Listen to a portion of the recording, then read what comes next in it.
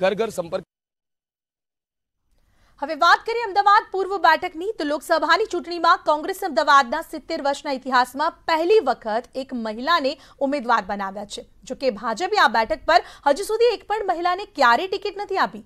કોંગ્રેસે અમદાવાદ પૂર્વની બેઠક પરથી પાસની કાર્યકર્તા ગીતા પટેલને મેદાને ઉતાર્યા છે। આમ 28 વર્ષ પછી અમદાવાદમાં મહિલા લોકસભાની ચૂંટણી લડશે। તેમની સામે હશે ભાજપના ઉમેદવાર અમરાઈવાડીના ધારાસભ્ય હસમુખ પટેલ।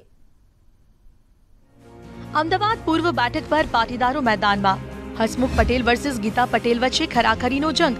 અમદાવાદ પૂર્વને પહેલી વાર મળશે મહિલા સાંસદ, ધારાસભ્યને મળશે લોકસભામાં જવાની તક। અમદાવાદ પૂર્વ લોકસભા બેઠક ભાજપનો કિલ્લો ગણાય છે। સામાન્ય સંજોગોમાં અહીં ભાજપને હરાવવો અઘરો છે, પણ અત્યારે જે રાજકીય સ્થિતિ છે તે જોતા ભાજપના શહેરી વિસ્તારના ગઢને પણ કોંગ્રેસ ધરાશાયી કરી શકે છે। ભાજપે આ બેઠકના વર્તમાન સાંસદ અને ફિલ્મ અભિનેતા પરેશ રાવલને કાપી તેમના સ્થાને પાટીદાર હસમુખ પટેલને ટિકિટ આપી છે। આ બેઠક પાટીદાર પ્રભુત્વવાળી હોવાથી ભાજપે આ વિસ્તારના જાણીતા ચહેરા પર દાવ રમ્યો છે।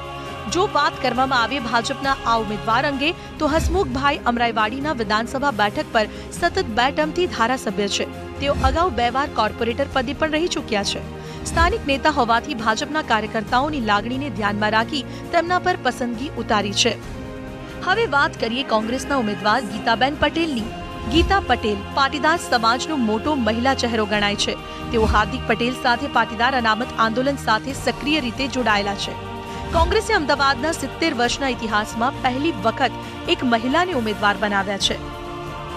જો જ્ઞાતિ જાતિના સમીકરણો જોવામાં આવે તો અમદાવાદ પૂર્વ લોકસભા મત વિસ્તાર 3 ભાગમાં વહેંચાયેલો છે, જેમાં પહેલો ભાગ ગાંધીનગર અને દહેગામ વિસ્તારમાં ઠાકોર સમાજના મતદારોનું વર્ચસ્વ છે, તો ક્ષત્રિય સમાજની પણ મજબૂત મત બેંક છે।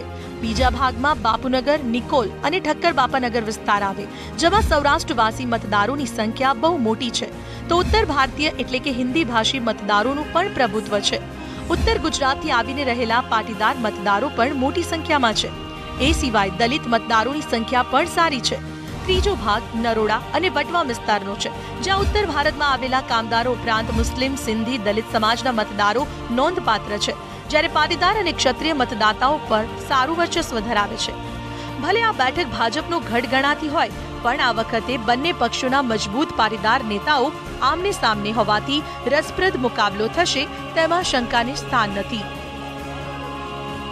Bureau report, news 18 Gujarati.